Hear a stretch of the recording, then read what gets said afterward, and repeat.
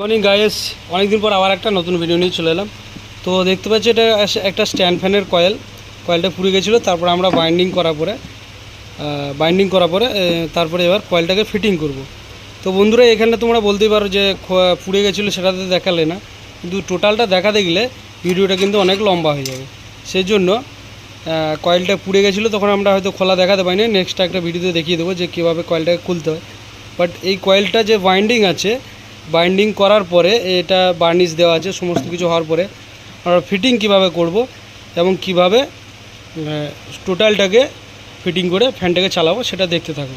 তো ভিডিওটা প্রথম থেকে লাস্ট অবধি দেখো এবং চ্যানেলে নতুন হলে চ্যানেলটিকে অবশ্যই সাবস্ক্রাইব এবং শেয়ার করবে। তো কয়েলের মধ্যে দেখতে পাচ্ছ 4টে তার আছে, ঠিক আছে। কয়েলের মধ্যে 4টে তার, দুটো স্টার্টিং দুটো রানিং। তো ঠিক আছে, তো একটা স্টার্টিং এবং একটা রানিং এক হবে, এবং এই দুটোদের মধ্যে একটা রানিংয়ে তোমার একটা ক্যাপাসিটার পড়বে আর একটাতে নিউট্রাল প্লাস ক্যাপাসিটার পড়বে। তো কানেকশানটা তোমরা দেখতে থাকো।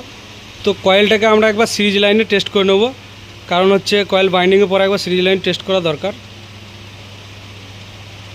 তো দেখতে পাচ্ছ কয়েল একদম ওকে আছে। তো বডি আছে কিনা একবার দেখে নেবো আমরা। কোনো বডি নেই। এটা কিন্তু একটা বিগ সাইজের স্ট্যান্ড ফ্যান। এটা কিন্তু নর্মাল ঘর যেগুলো ইউজ করা হয় সেইগুলো নয়, এগুলো কমার্শিয়াল স্ট্যান্ড ফ্যান, যেগুলো ফ্যাক্টরিতে বড় বড় ফ্যাক্টরিতে বা লজে ইউজ করা হয় সেসব। তো এটা হচ্ছে দেখতে পাচ্ছ তার রোটার এবং বিয়ারিং। তো আমরা বিয়ারিংগুলো দেখে নেবো আগে যে ফ্রি আছে কিনা। তো বিয়ারিং আমাদের ওকে আছে, বিয়ারিং চেঞ্জ করার দরকার নেই। তো কয়েলটাকে আমরা বসিয়ে নিচ্ছি, চারিদিকে সমানভাবে বসিয়ে তারপরে আমরা একটু একটু করে হাতুড়ি করে ঠুকিয়ে দেবো যাতে ঠিকভাবে বসে যায়।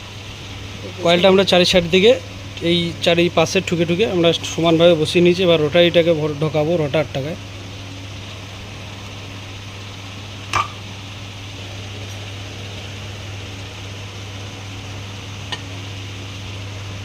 তো দেখতে পাচ্ছ ফ্যান কিন্তু ইজি হয়ে গেছে। এবার আমরা এই নাটে লাগিয়ে নেবো, যে ফুটোগুলো আছে প্রত্যেকটায় নাট বল লাগিয়ে নেবো। এই যে একটা 4টে ফুটো আছে উপরে বডির সাথে নিচের বডির পার্টে, এটা আমরা লাগিয়ে নেব।